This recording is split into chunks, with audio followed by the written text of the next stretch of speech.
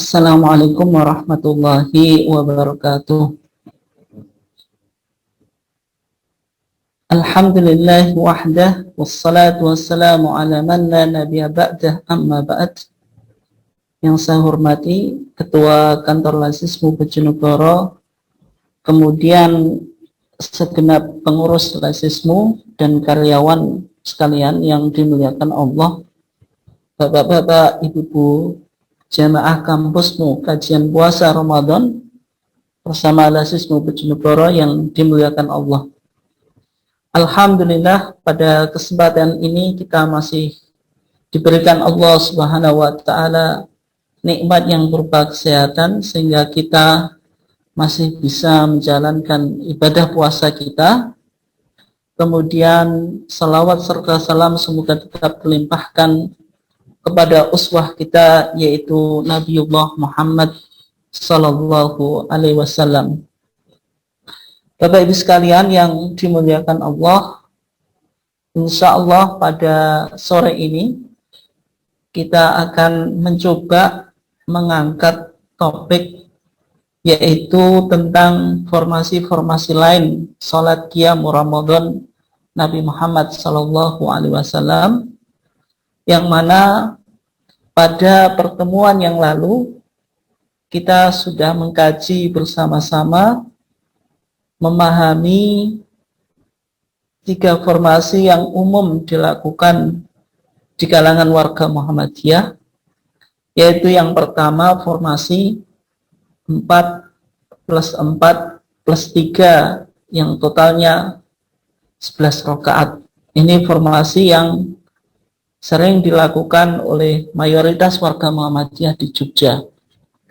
Kemudian yang kedua yaitu formasi 2+2+2+2, yaitu totalnya 8, kemudian plus 3 witir yang jumlah semuanya yaitu 11 rakaat. Nah, ini juga sering dilakukan oleh kebanyakan warga Muhammadiyah di luar daerah Jogja.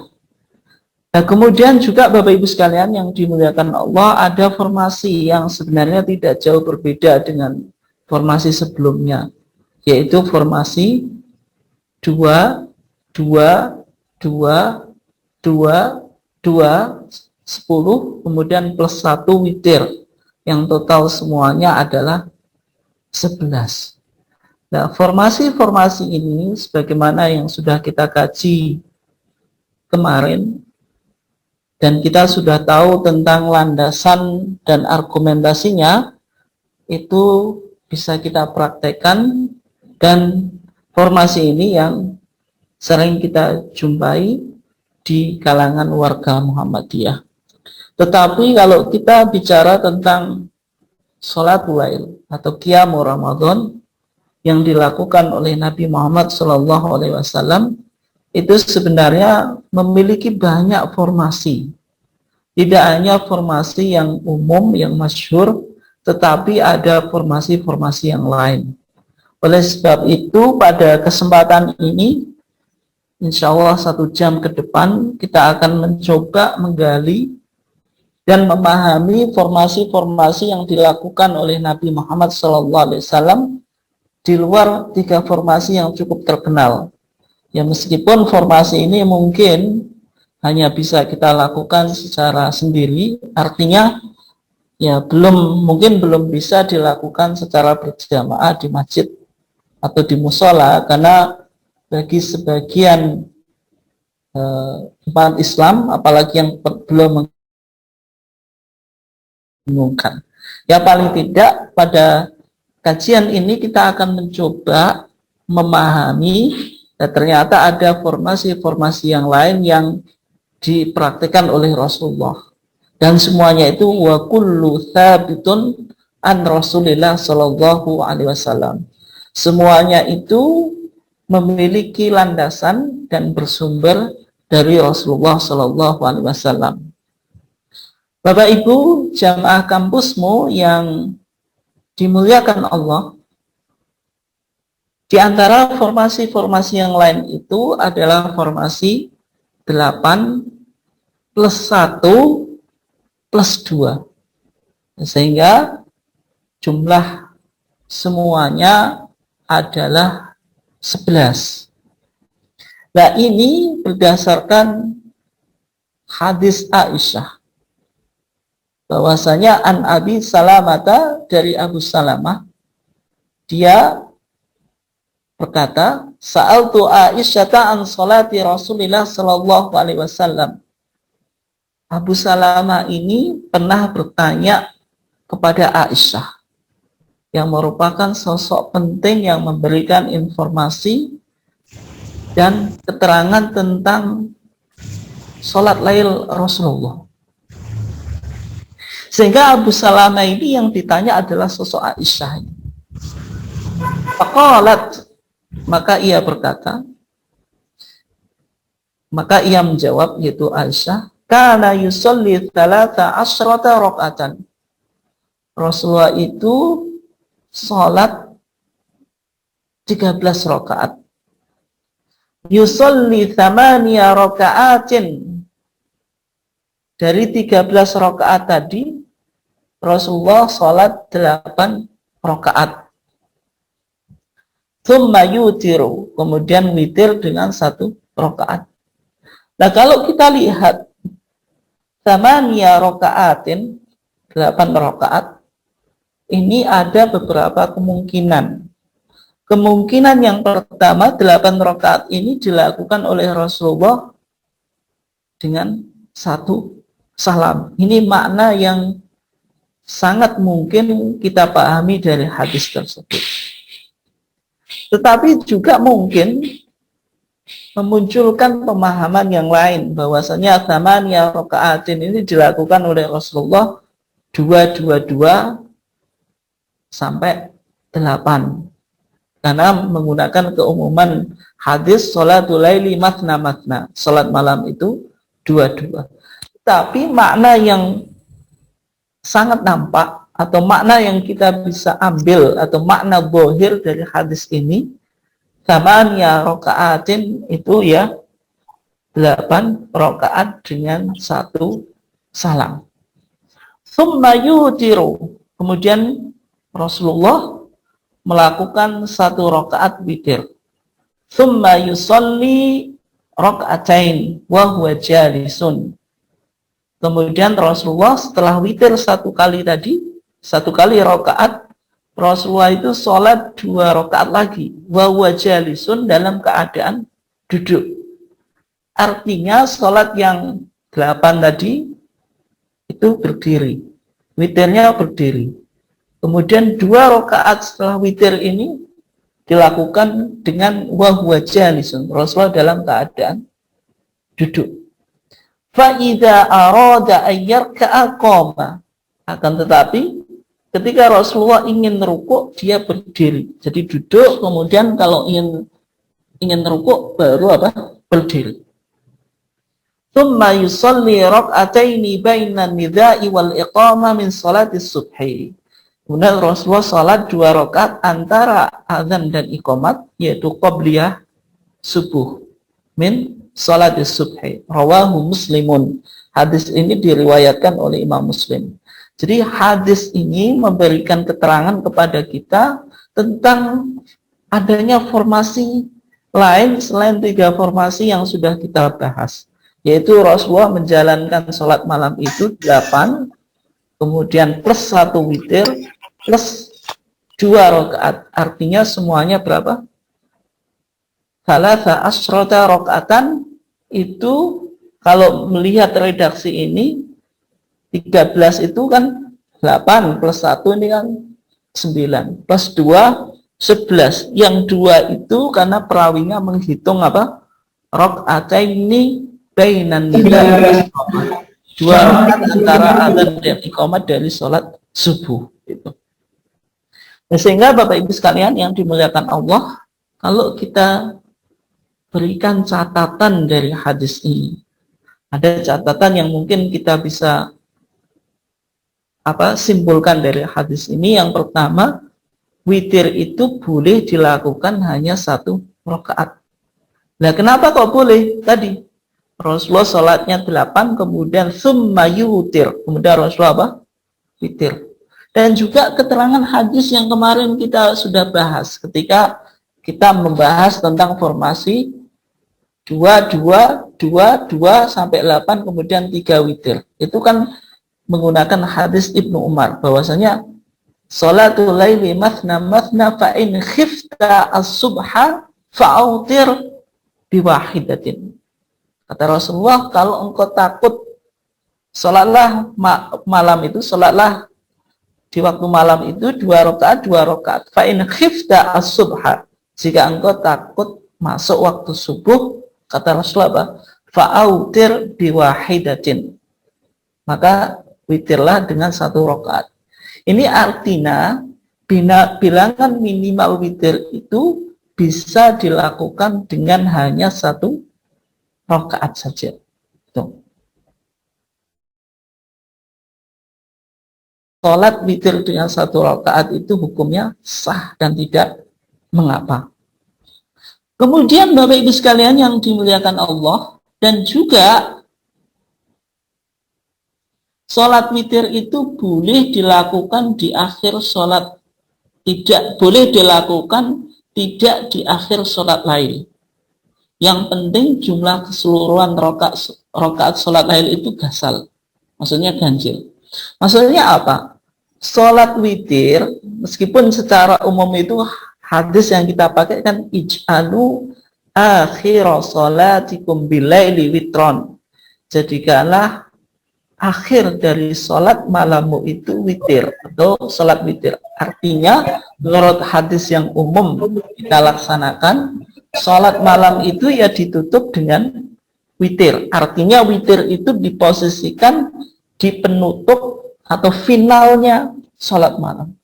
Tetapi kalau hadis ini, di dalam hadis ini memberikan penjelasan bahwasanya ternyata Rasulullah itu apa? Tidak menjadikan akhir sholat malamnya itu witir. Justru kalau kita lihat kan tadi Rasulullah sholat berapa? 8 rakaat. Kemudian 1 rakaat ini witir, tetapi tidak diletakkan di final sholat malamnya. Tetapi setelah Rasulullah witir 1 kali, thumma yusolli raka'ataini wa huwa jalisun.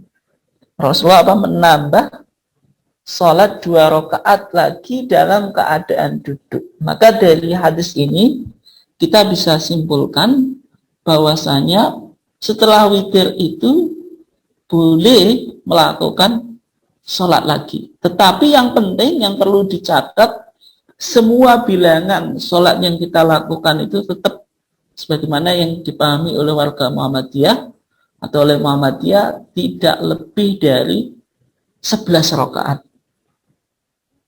Ya, kalau ditambah sholat iftitah atau sholat rakaatain khafifatain, 2 rakaat yang ringan, ya berarti maksimal 13 rakaat.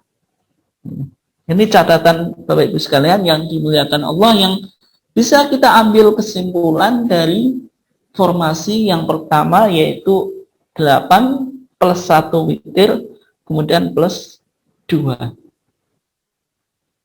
Kemudian Bapak Ibu sekalian yang dimuliakan Allah, formasi yang kedua atau yang B itu 8 plus 2 plus 1. Ini dibalik. Kalau yang pertama tadi kan 2 plus 1 plus 2. Kalau ini 8 plus 2 plus 1. Ini berdasarkan hadis Sa'id dan juga Qatadah yang sama.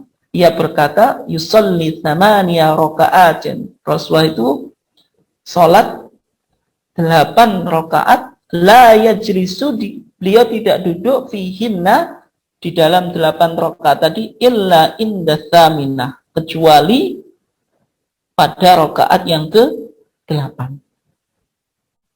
Nah, ini artinya apa? Artinya bisa kita ambil kesimpulan sebagaimana kemarin yang sudah kita bahas, yang formasi yang kita umum kita lakukan 4 plus 4 plus 3, 4-nya itu bisa langsung salam di akhir dan tidak perlu tasyahud awal. Sebagaimana Rasulullah melakukan dalam formasi yang ini, yang kedua ini, 8 plus 2 plus 1 ini, ketika Rasulullah sholat 8, maka beliau tidak duduk kecuali indah taminah, kecuali pada rakaat yang ke-8. Artinya tidak menggunakan tasyahud awal pada rakaat yang keduanya. Fayajlisu fayadkurullaha azza wa jal. Maka Rasulullah duduk tasyahud, thumma yad'u, kemudian berzikir kepada Allah, fayadkurullah, thumma yad'u, kemudian berdoa, thumma yusallim tasliman yusmi'una. Kemudian Rasulullah membaca salam yang nyaring sehingga didengar oleh sahabat. Thumma yusalli rak'ataini wa huwa jalisun ba'dama yusallim. Kemudian setelah salam dari 8 rakaat tadi, Rasulullah duduk sholat 2 rakaat tapi wa huwa jalisun, dalam keadaan duduk.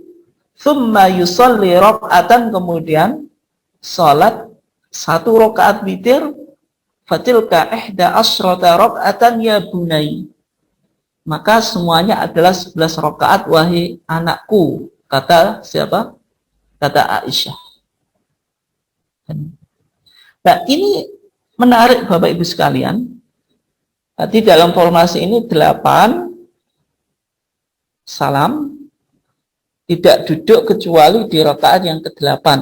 Berarti tidak pakai tasyahud awal.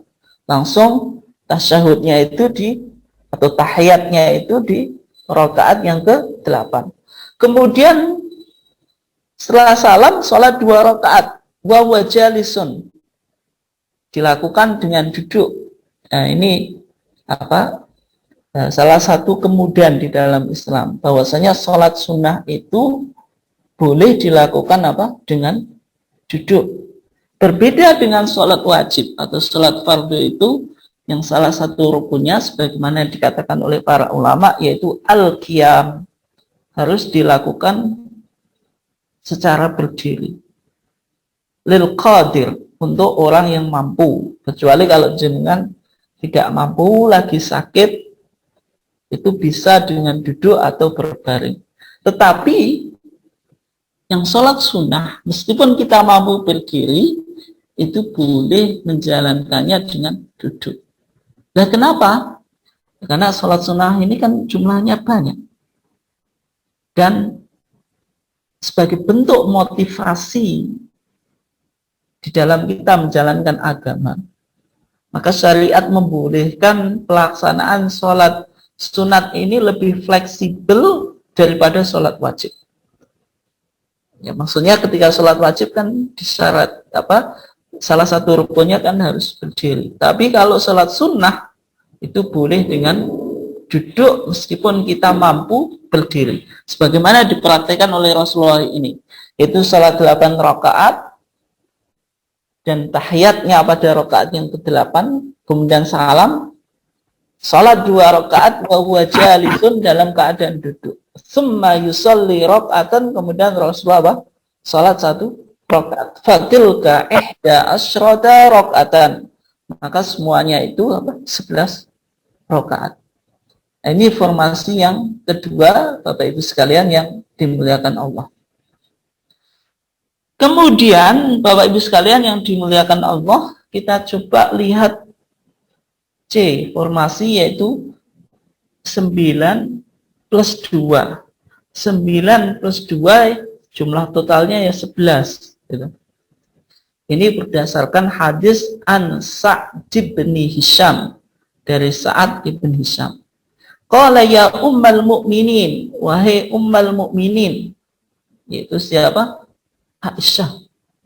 Istrinya Nabi itu disebut Ummul Mukminin, ibunya orang-orang mukmin. Nah, kenapa kok disebut Ummul Mukminin? Dia diposisikan sebagai ibu karena di antara alasannya istrinya Nabi ketika ditinggal mati atau ketika Nabi meninggal, maka sebagai konsekuensinya mereka dilarang menikah lagi. Nah, sehingga mereka tidak menikah, mereka disebut Ummul Mukminin, yaitu ibunya orang-orang mukmin. Nah, kalau ibu disebut ummun itu kan berarti haram untuk dinikahi kan. Itu diantara alasannya kenapa kok istrinya Nabi itu disebut sebagai Ummul Mukminin. Ambi'ini an witri Rasulullah sallallahu alaihi wasallam. Kata Sa'ad ibn Hisham, wahai Ummul Mukminin, tolong informasikan kepadaku tentang witirnya Rasulullah sallallahu alaihi wasallam. Faqalat, maka Aisyah menjawab, kunna nu'iddu lahu siwakahu wa tahurahu. Kata Aisyah, kami menyiapkan siwaknya Rasulullah. Karena siwak ini kan atau gosok gigi atau bersugi itu disunahkan inda kulli sholatin, ketika setiap sholat. Maksudnya dalam riwayat yang lain inda kulli wudu'in, setiap kita menjalankan wudu. Laula an asyukka ala ummati la amartuhum bisiwaki. Satu riwayat mengatakan inda kulli wudu'in, satu riwayat inda kulli sholatin. Seandainya aku tidak menginginkan memberatkan umatku, niscaya aku akan perintahkan umatku untuk melakukan siwak atau gosok gigi setiap kali wudhu, dalam satu redaksi yang lain setiap kali sholat. Sehingga Aisyah ini bentuk kebaktian, betapa solehnya Aisyah. Dia itu mempersiapkan siwak dan tempat wudhunya Rasulullah. Sehingga bapak ibu-ibu juga bisa mempraktekkan bahwasanya suami itu mumpung di bulan puasa ya dimotivasi untuk menjalankan ibadah. Salah satu bentuk motivasinya dipersiapkan kelengkapan atau fasilitas ibadahnya. Sebagaimana yang dilakukan oleh Aisyah, beliau menyiapkan siwak dan juga tempat wudhunya Rasulullah untuk digunakan pada sholatul lail. Fayab'atsullahu lima sya'a ayyab'atsahu minal lail. Dan Rasulullah tidur dan sampai dibangunkan oleh Allah. Fayatasawwaq wa yatawadda. Lalu Rasulullah bersugi atau gosok gigi, wa yatawadda, dan berwudu. Thumma yusalli 8 raka'atin la yajlisu fihinna illa inda tsaminah. Kemudian setelah itu Rasulullah salat 8 rakaat. Beliau tidak duduk di dalam 8 rakaat itu illa inda tsaminah, kecuali pada rakaat yang ke-8, sebagaimana hadis-hadis yang sebelumnya. Tetapi di sini ketika 8 tidak langsung salam sebagaimana yang dilakukan oleh Rasulullah di hadis-hadis sebelumnya. Tapi yang di sini fayajlisu wa yadhkuru wa yad'u. Rasulullah itu duduk, kemudian zikir kepada Allah dan berdoa. Tsumma yanhadu wa la yusallim. Ini yang membedakan dari praktek-praktek 2 hadis sebelumnya. Rasulullah duduk di rakaat yang ke-8 itu, setelah itu bangun dan tidak salam. Tsumma yusalli tasi'ata. Kemudian Rasulullah salat pada rakaat yang ke-9. Fayajlisu fayaqudu fayahmadu rabbah. Kemudian beliau duduk dan memuji Allah, wa yusalli ala nabi, dan mengucapkan dalam salat itu Allahumma sholli ala Muhammad, dan seterusnya itu. Tsumma yusallimu tasliman fayusmi'u. Mengucapkan salam dengan suara yang nyaring sehingga fayusmi'una, didengar oleh para sahabat. Tsumma yusalli rak'ataini wa huwa qa'idun. Kemudian di sini 8 rakaat Rasulullah duduk, berarti duduk tasyahud awal. Setelah tasyahud awal bangun pada rakaat ke-9, kemudian tasyahud akhir, kemudian salam. Setelah itu apa? Tsumma yusalli raka'ataini wa huwa qa'idun. Kemudian setelah itu apa? Rasulullah salat lagi 2 rakaat dalam keadaan duduk. Fatilka ihda asyrata raka'atan. Salat ini ya 11 rakaat totalnya. Nah, ini sebagaimana dijelaskan di dalam hadis Aisyah yang lain. Aisyah menjelaskan tis'an qa'iman. Rasulullah itu salat malamnya 9 rakaat qa'iman dalam keadaan duduk, wa thintaini jalisan, dan 2 rakaat duduk, wa thintaini ba'dan nida'ain, dan 2 rakaat antara 2 azan, yaitu azan subuh dan iqamat, maksudnya melakukan salat apa? Qabliyah. Ini formasi yang ketiga. 9 itu 8 duduk tasyahud awal, kemudian berdiri rakaat ke-9, kemudian tasyahud akhir, kemudian apa? Salam, kemudian tambah 2 rakaat. Ini secara apa? Duduk. Dilakukan dengan apa? Duduk. Nah, ini sesuai yang dikatakan Aisyah, yaitu tis'an qa'iman, 9 dalam keadaan berdiri, wa thintaini jalisan, dan 2 rakaat dalam keadaan apa? Duduk. Bapak Ibu sekalian yang dimuliakan Allah, ini formasi yang ketiga. Kemudian selanjutnya Bapak Ibu sekalian yang dimuliakan Allah, ada formasi yang keempat atau D. Itu berasal dari Aisyah. Dari sekian hadis, dari beberapa hari yang kita mencoba mendalami praktek sholatul lail, itu ternyata perawi yang banyak meriwayatkan yaitu sosok Aisyah itu. Ini juga dari Aisyah. An Aisyah qalat, dari Aisyah ia berkata, kana Rasulullah SAW yusalli minal laili asyra raka'atin atau asyara raka'atin. Bahwasanya Nabi Muhammad SAW itu salat malam asyara raka'atin, 10 rakaat. Dan 10 rakaat ini ada 2 kemungkinan sebagaimana yang saya sampaikan tadi, bisa 2-2 atau sekaligus. Tapi yang makna yang dohir, makna yang kuat itu dilakukan secara apa? Secara langsung atau sekaligus. 10 rakaat dilakukan dengan 1 salam. Ini kalau misalnya jenengan nggak terbiasa, ya tentu apa? Tentu bingung dan lupa. 10 rakaat, kita 4 rakaat saja kadang lupa, apalagi ini 10. Tapi bagi orang yang sudah membiasakan sholat itu sudah menyatu di dalam jiwa dan kebiasaannya, mungkin melakukan sholat 10 rakaat itu yang nggak bakal lupa. Karena sholat itu betul-betul dinikmati. Apalagi ini sholat malam yang merupakan afdhalus sholat, sebaik-baik sholat, dan waktu yang luar biasa bagaimana kita membangun relasi dan kedekatan dengan Allah. Kalau sholat di siang hari, ini kan potensi riya. Sholat kita bisa dilihat oleh orang lain. Tetapi ketika sholat malam, maka potensi riya itu semakin jauh.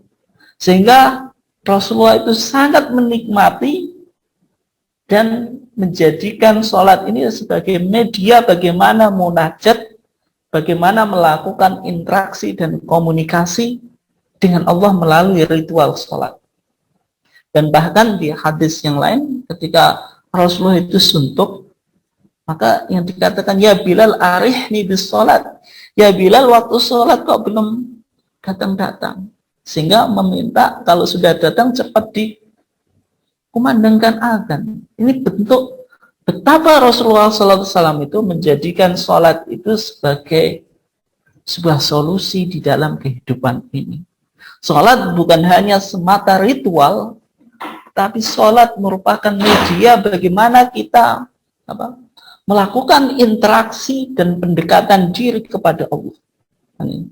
Sholat itu silatun bainal abdi wa rabbih, merupakan silah, hubungan antara seorang hamba dengan Tuhannya.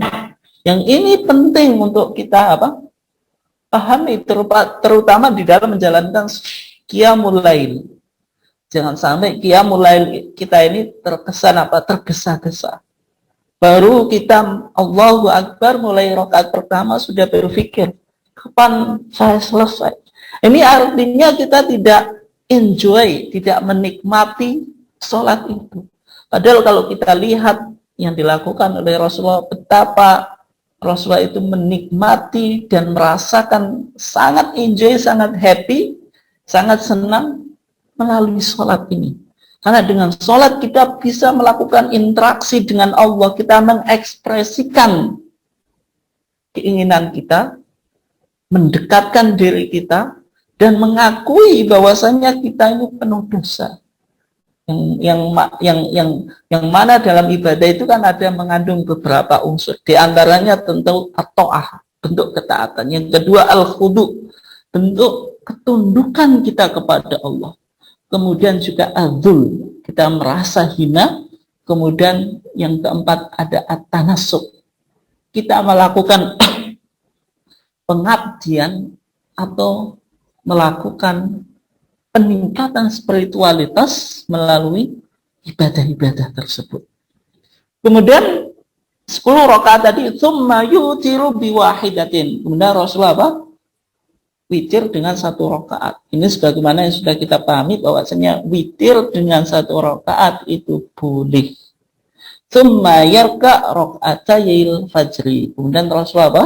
Salat 2 rakaat fajar atau 2 rakaat qobliyah subuh. Nah, ini informasi yang keempat, yaitu 10 1 salam kemudian ditambah 1 witir. Jumlah semuanya berapa? 11. Kemudian Bapak Ibu sekalian yang dimuliakan Allah, formasi berikutnya yaitu 4 plus 5 plus 2. Ini dari hadis Ibnu Abbas. Sebagaimana cerita kemarin, Ibnu Abbas itu bisa memberikan informasi kepada kita karena kebetulan Maimunah yang merupakan istri Rasulullah SAW itu khalatu bni Abbas, yaitu bibinya Ibnu Abbas. Sehingga Ibnu Abbas pernah mabit. Mabit itu menginap di rumahnya bibinya, yaitu Maimunah. Sehingga menyaksikan langsung praktek sholat malam Rasulullah. Sehingga Ibnu Abbas juga memiliki peran untuk menarasikan dan mendokumentasikan peristiwa sholatnya Rasulullah di samping Aisyah. Kata Ibnu Abbas, sholat arba'an, Rasulullah itu sholat 4. Tsumma nam, kemudian tidur. Tsumma qama fatawadda, kemudian apa? Bangun dan berwudu.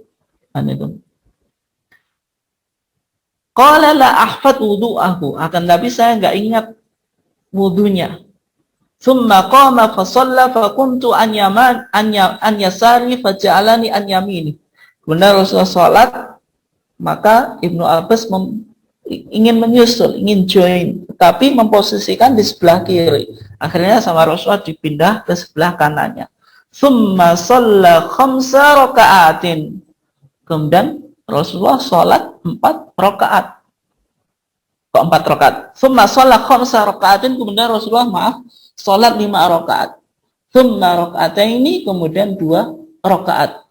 Tsumma nam, kemudian tidur.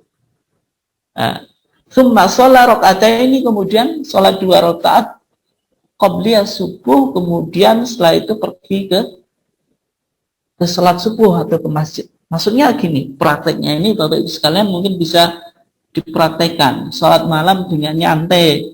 Ini bisa dengan formasi yang ini. Pertama, setelah Bapak Ibu selesai Isya, ya, ba'diyah Isya. Setelah itu apa? Sholat 4 rakaat. 4 rakaat dengan 1 salam. Setelah itu tidur Bapak Ibu sekalian. Ingin sholat malam. Setelah bangun, nanti sholatnya langsung 5 rakaat dengan 1 salam. Kemudian setelah 5 tadi salam, tambah 2 rakaat. Nah, kemudian kalau waktunya belum masuk waktu subuh, jenengan tidur lagi. Tidur sambil menunggu azan subuh yang kedua. Setelah mendengar azan yang subuh yang kedua, ya bangun. Kalau belum batal ya kalau sudah batal ya wudhu lagi gitu. Kemudian sholat 2 rakaat qobliyah subuh. Setelah itu baru kita melaksanakan sholat subuh di masjid atau di musola. Ini praktek sholat malam Rasulullah SAW itu dilakukan dengan nyantai. Sebelum tidur 4, setelah itu tidur, bangun 5, plus 2. Tidur lagi, nunggu dengar adzan subuh. Setelah adzan subuh, karena ada qobliyah subuh atau rakaat al-fajri, 2 rakaat fajar yang digambarkan oleh Rasulullah, khairun minad dunya wa ma fiha. Lebih baik daripada dunia dan apa yang ada di dalamnya, atau apa yang menjadi isinya. Itu sholat qobliyah subuh. Ini menarik dan sangat mudah untuk dipraktikkan Bapak Ibu sekalian di rumah kalau ingin melaksanakan sholatul lail. Kemudian Bapak Ibu sekalian yang dimuliakan Allah, formasi berikutnya yang F, yaitu 2 plus 2 plus 2 plus 5. Ini juga menurut keterangan hadis Aisyah. Di sana dikatakan an Aisyah qalat kana Rasulullah sallallahu alaihi wasallam yusalli minal laili 13 rakaatan. Kata Aisyah, Rasulullah itu sholat malamnya itu 13 rakaat. Yutiru min dalika bi khamsin. Beliau menunaikan witir 5 rakaat. La yajlisu fi syai'in illa fi akhiriha. Yang tidak duduk kecuali di akhir rakaatnya. Ini berarti dijelaskan. Menurut Aisyah di sini sholat Rasulullah berapa? 13 rakaat. Witirnya itu 5. Witirnya berapa? 5. Nah, kalau 13 witirnya 5 kan berarti masih ada berapa itu Bapak Ibu sekalian? Masih ada 8 kan? Nah, ini kemungkinan itu dilakukan 2, 2, 2. Kalau 2, 2, 2 kan berarti 6. Tambah sholat iftitah 2, ya berarti pas tadi 8. Ini juga dilakukan oleh Rasulullah. Sebagaimana keterangan siapa? Istri Rasulullah, yaitu Aisyah. Kemudian Bapak Ibu sekalian, yang selanjutnya 8 plus 1. 8 plus 1. 8 plus 1, mohon maaf, 8 plus 3, bukan plus 1, mohon maaf. 8 plus 3, sehingga jumlah total semuanya berapa? 11 rakaat. Ini dari Ummu Salamah. Qalat, ia berkata, kana Rasulullah SAW yusalli minal laili 13 rakaatan. Rasulullah itu sholat malamnya itu 13 rakaat. Thamaniya rakaatin. 8 rakaat dulu secara bersambung dan dengan 1 salam. Wa yutiru bi thalathin. Kemudian 3 witir. Witirnya secara umum, secara zuhur dari sini juga bersambung dengan 1 salam. Wa yarka raka'atayil fajri. Jadi kalau di sini Ummu Salamah menghitung 2 rakaat fajar itu bagian dari berapa? 13 itu. Karena 8 plus 3 berarti berapa? 11 plus 2 13. Ya, memang kadang yang dihitung itu sholat iftitahnya, terkadang juga rakaat al-fajri. Rakaat al-fajri, 2 rakaat sebelum fajar, masih sebelum sholat subuh. Karena nama lain dari sholat subuh itu sholatul fajri. Hakimis sholat lidulukis samsi ila ghasaqil laili wa qur'an al-fajri. Inna qur'an al-fajri kana masyhuda. Dari ayat ini, sholat subuh itu nama lainnya sholat fajar. Nah, ini terkadang di masyarakat ketika saya ngisi kajian, kadang masih bingung. Ada yang memahami 2 rakaat fajar itu sebelum fajar sodik. Jadi ketika fajar kadzib melakukan 2 rakaat fajar, yang enggak ada, yang ada sholat lain itu. Kalau masih di fajar kadzib. Tapi ketika sudah fajar shadiq, nah ini yang ada qobliyah subuh. Qobliyah subuh itu nama lainnya 2 rakaat fajar. Ini. Kemudian Bapak Ibu sekalian yang dimuliakan Allah, ini formasi yang terakhir yang kita coba bahas dalam kajian kita, yaitu formasi 2 plus 7 plus 2. Ini juga keterangan hadis Aisyah, bahwasanya Nabi Shallallahu Alaihi Wasallam itu kana yusolli minal laili 13 rakaatan. Salat malam itu 13 rakaat. Yutiru bisab'in kama qalat. Rasulullah itu melakukan witir 7 rakaat sebagaimana yang dikatakan Aisyah. Wa yusolli raka'ataini wa huwa jalisun. Benar, Rasulullah salat 2 rakaat dalam keadaan apa? Duduk. Al-fajri bainal adhani wal iqamah, dan 2 rakaat fajar antara adzan dan iqamat. Ini juga bisa dipraktekkan. Jadi salat 2 rakaat apa? Dulu, kemudian witir 7, kemudian setelah witir 2 rakaat. Dan kok bisa setelah witir kok ada sholat? Ya sebagaimana yang tadi. Dari sekian hadis yang kita baca, ternyata di formasi yang semuanya itu 11 atau 13, kalau 13 itu ada 2 kemungkinan tadi. Kemungkinan pertama menghitung sholat iftitah, kemungkinan kedua menghitung 2 rakaat qobliyah fajar. Kalau disebut 13. Yang intinya witirnya itu tidak harus di belakang, tapi di tengah, tetapi jumlah totalnya itu ya ganjil, yaitu 11 rakaat dari beberapa hadis yang kita bahas. Nah, sehingga Bapak Ibu sekalian yang dimuliakan Allah, kalau jenengan baca di TJA, Tanya Jawab Agama, volume 3, yang berisi fatwa-fatwa Tarjih Muhammadiyah, di sana disebutkan formasi-formasi yang lain, saking banyaknya formasi yang dilakukan oleh Rasulullah di dalam sholatul lail. Tetapi sebagai kesimpulan, Bapak Ibu sekalian yang dimuliakan Allah, dalam melakukan sholatul lail secara publik atau dengan berjamaah di masjid dan musola, ya sebaiknya kita menggunakan formasi yang umum atau yang masyhur. Formasi yang umum itu yang sudah kita bahas kemarin ada 3. Yang pertama 4 plus 4 plus 3, semuanya 11. Kemudian yang kedua itu 2 plus 2 plus 2 plus 2, 8. Kemudian 3 kali witir, sehingga semuanya apa? 11 juga. Atau 2, 2, 2, 2, 2, sampai 10, kemudian 1 witir.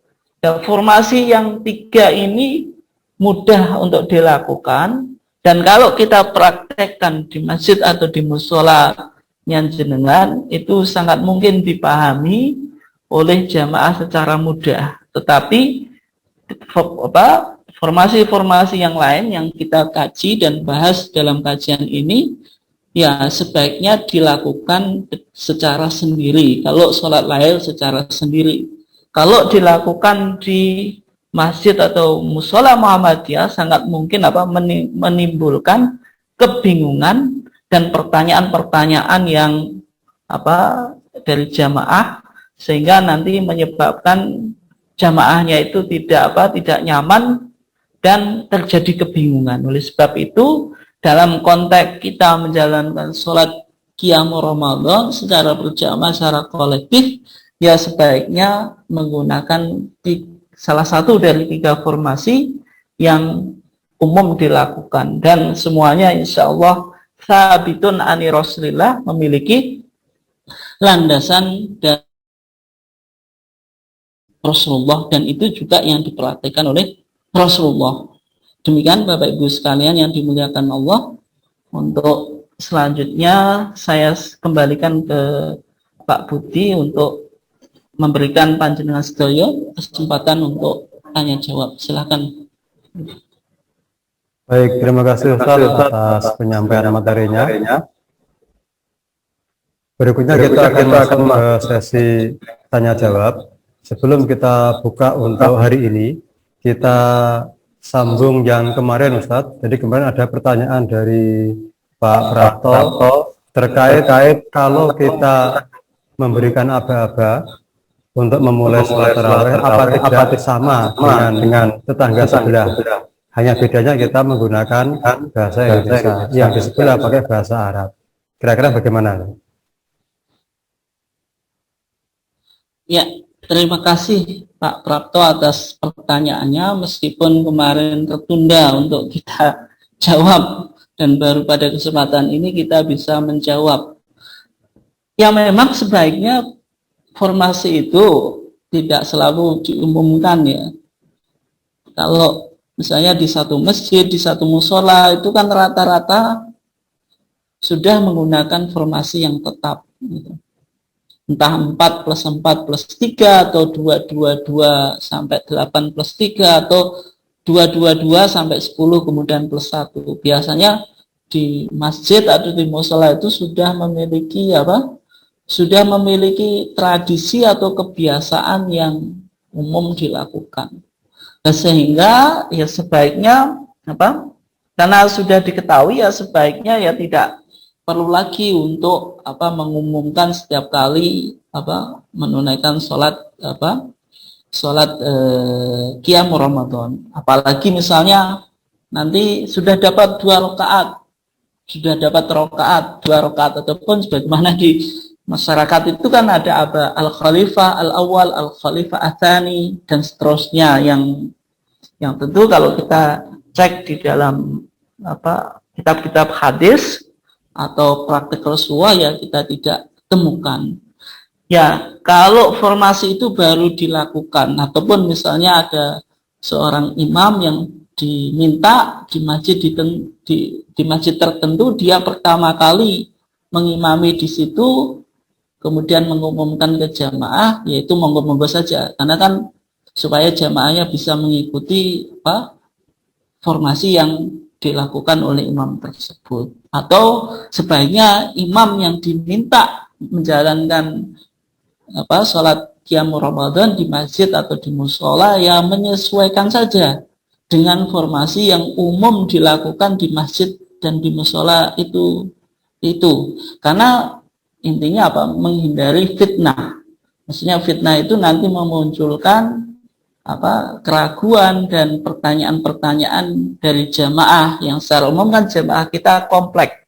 Tidak semua jamaah kita sudah paham dan memiliki pemahaman sebagaimana kita. Nah, untuk menghindari hal-hal semacam itu ya menggunakan satu formasi saja ya tidak mengapa.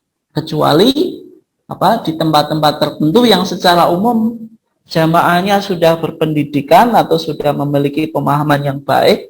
Nah, kalau pindah-pindah ya nggak apa-apa karena sudah memahami dan tidak mungkin memunculkan keraguan atau pertanyaan-pertanyaan yang seharusnya tidak dimunculkan. Demikian kurang lebihnya pertanyaan dari Pak Prapto. Silahkan yang lain. Ya, baik. Terima kasih Ustadz. Monggo Bapak Ibu yang ingin menyampaikan pertanyaan, kami persilahkan.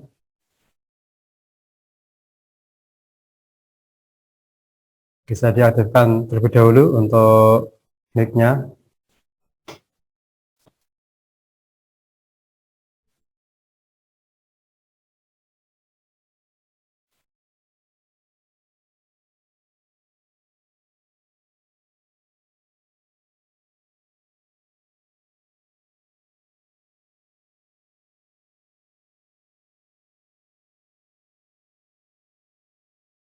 Baik, kalau belum ada kita lanjutkan kembali terkait dengan informasi yang tadi Ustadz, itu kira-kira apakah sampai saat ini ada yang mengerjakan baik itu di tempat kita di Indonesia maupun di Timur Tengah terkait dengan informasi yang selain 443 atau 22223 itu.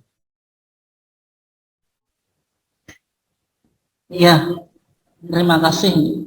Setelah kita kaji dan kita coba dalami, ternyata sholatul lail yang dikerjakan oleh Rasulullah itu sifatnya tanawwu, sifatnya itu sangat bersifat pluralitas dan memiliki varian-varian yang banyak. Dan itu dilakukan oleh Rasulullah sebagai bentuk atau prinsip yang sudah diakui oleh Muhammadiyah sendiri. Juga ada prinsip yang disebut tanawwu fil ibadah. Jadi menjalankan ibadah kita yang pertama tetap kita gali sumber dalilnya yang sekuat-kuatnya dan mendekati apa yang dipraktikkan oleh Rasulullah, tetapi tidak menafikan atau meniadakan adanya pluralitas atau varian di dalam pelaksanaannya. Selama dasarnya apa? Sahih. Dan ternyata Rasulullah apa?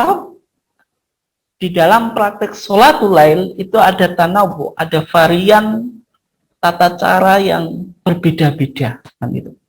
Sehingga Ibnu Taimiyah mengatakan al-ibadatu ja'at ala wujuhin mukhtalifatin dalam Majmu' Fatawa itu. Ibadah itu terkadang datang dengan teknis atau tata cara yang berbeda-beda. Yang intinya Islam itu ingin memberikan kemudahan. Sholatul lail itu sholat malam. Maka ketika kita bicara sholat malam, kondisi kita itu berbeda-beda. Ada orang yang cepat tidur, ada orang yang tidurnya itu agak malam. Sehingga dari berbagai macam varian ini bisa kita ambil dan praktekkan. Oh, saya ini tipe orangnya semacam ini, diambil kemudian dipraktekkan untuk diri kita sendiri. Ini memberikan kemudahan tata cara kita di dalam menjalankan sholat malam. Adapun kalau secara publik, ya kalau di Timur Tengah, selama pengalaman saya di Timur Tengah cukup lama, ya kalau sholat tarawih itu secara umum yang mayoritas. Kalau jenengan bicara mayoritas umat Islam di dunia, misalnya di Masjidil Haram, di Masjid Nabawi, di Masjid Al-Azhar, di Mesir Kairo, juga 23. Tetapi juga sekarang karena ulama banyak yang mengkaji dan menilai bahwasannya hadis 11 itu kuat juga, meskipun secara umum ini belum dipraktekkan oleh umat Islam secara menyeluruh karena tetap mayoritas tadi 23. Dan termasuk Muhammadiyah salah satu organisasi yang meyakini 11 rakaat berdasarkan kajian yang sudah kita paparkan cukup argumentatif dan kuat. Nah, kita praktekkan. Dan juga di Timur Tengah ada juga beberapa masjid, meskipun saya tidak bilang mayoritas gitu, yang melakukan sholat 11 rakaat. Tetapi yang lucu, yang mungkin lucu atau enggak ini, ada warga Muhammadiyah yang sering bertanya, nah kalau di Mekah saja 20 rakaat, kenapa kok Muhammadiyah 11? Ya, secara manhaj, secara metodologi berbeda. Kita kan mengkaji, menelusuri hadis Nabi, ternyata data dari hadis Aisyah 11. Kemudian hadis yang sudah kita paparkan, ternyata ketika Umar bin Khattab memerintahkan Ubay bin Ka'ab dan Tamim Ad-Dari mengimami sahabat pada masa khilafah Umar bin Khattab juga 11. Dan 23 itu dari segi dari segi kualitas hadisnya kan memiliki kecacatan, sudah kita paparkan. Nah, dari situ paham agama yang kita pahami bahwasanya sumber agama ini Al-Quran dan Sunnah, kan, ketika Muhammadiyah mendefinisikan ma huwa din, agama itu ma anzalahullahu fil Quran, apa yang diturunkan oleh Allah di dalam Al-Quran, wa ma ja'at bihi as-sunnatu as-sahihah ay al-maqbulah, apa yang dijelaskan di dalam surah sahihah,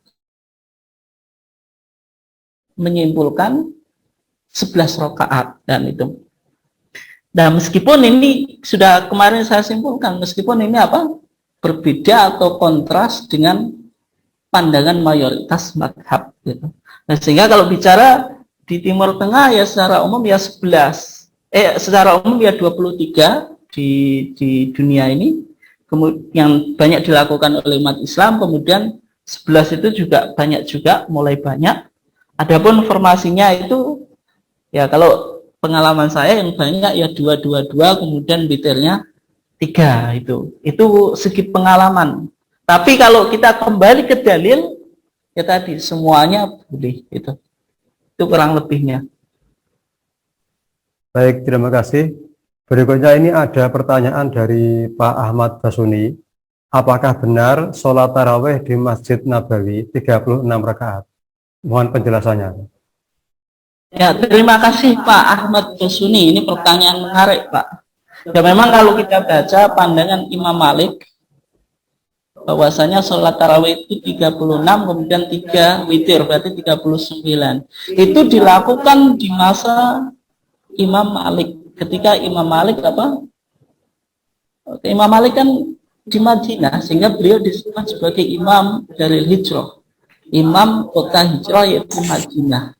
Tetapi masyarakat Madinah ini kan berkembang. Akhirnya setelah Saudi menjadi negara yang mengadopsi pemikiran mazhab Hambali,